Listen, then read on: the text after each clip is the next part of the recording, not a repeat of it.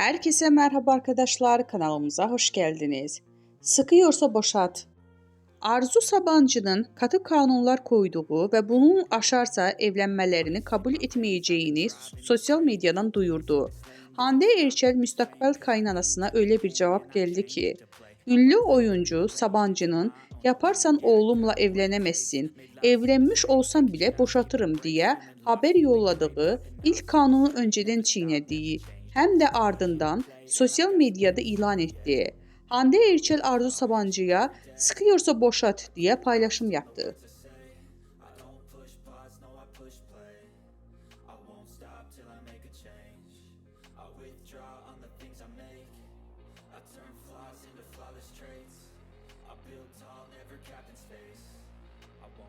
Till I hear him say